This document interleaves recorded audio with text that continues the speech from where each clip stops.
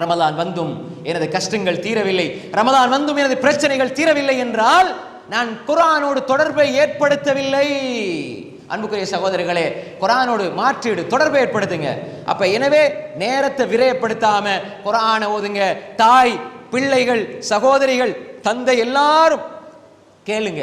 பாப்பா இன்றைக்கு சஹருக்கு என்ன சாப்பாடு, இஃப்தாருக்கு என்ன செய்வோம், இப்படி பிள்ளைகள்கிட்ட கேட்கிற மாதிரி மூத்த மகன் நீங்க எவ்வளவு குர்ஆன் ஓதுனீங்க, மகள் எவ்வளவு குர்ஆன் ஓதுனீங்க, மாஷா அல்லாஹ் இதுல போட்டி வரணும். மகள் சொல்றாள் 5 ஜுஸ் ஓதினேன் வாப்பா, தர்ஜமாவோட 1 ஜுஸ் 4 ஜுஸ் நான் மேலதிகமா ஓதினேன். மகள் சொல்லுகிறார், மகள் சொல்ல வேண்டும் நான் 5 ஜுஸ் ஓதினேன், 6 ஜுஸ் ஓதினேன். இப்படித்தான் வீட்டுக்குள்ளே இருக்க வேண்டும். வஃபீ தாலிக் ஃபல்யதனாஃபஸில் முதனாஃபிஸூன்.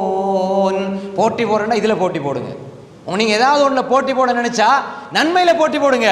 அன்புக்குரிய சகோதரர்களே, தந்தை நன்மையில் முந்திக் கொண்டார், தாய் நன்மையில் முந்திக் கொண்டார். வஸ்ஸாபிகூன ஸாபிகூன் உலாயிகல் முகர்ரபூன்.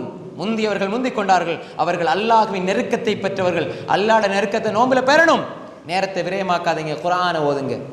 ஹதீஸுல் புகாரி, முஸ்லிம், திர்மிதி, நசாய், இப்னு மாஜா, அபூ தாவூத் படிங்க. தஃப்சீர் தபரி, இப்னு கஸீர், குர்துபி, பகவி, மாலிமு தன்சீல், இப்படி தஃப்சீர்களை படிங்க. அறிஞர்களால் பேசப்படுகிற தஃப்சீருடைய வகுப்புகளை கேளுங்கள். ஹதீஸை படிங்க. மார்க்க விஷயங்கள்ல நீங்க மும்முரமாக ஈடுபடுங்க, படிங்க, இல்மை தேடுங்க. இந்த ரமலானுடைய மாதத்துல நேரத்தை விரயப்படுத்தாம, நேரத்தை வீணடிக்காம நீங்க படிக்கக்கூடிய ஒரு சமூகத்தை உருவாக்குங்க. உங்களோட பிள்ளைகளை அப்படி ஆக்குங்க. நீங்க படிங்க, குர்ஆனோடு தொடர்புங்க. நெருக்கமாக இந்த ரமலானில் வைத்திருக்க வேண்டும் குர்ஆனை. ரமலானுடைய மாதம் குர்ஆனுடைய மாதம். ரமலான்ல குர்ஆனோட நெருக்கத்தை ஏற்படுத்தலைன்னா வேற எந்த மாசத்துல ஏற்படுத்த போறோம்? அன்புக்குரிய சகோதரர்களே, எனவே முதலாவது நேர விரயம், அதுக்குள்ள எல்லாமே அடங்கி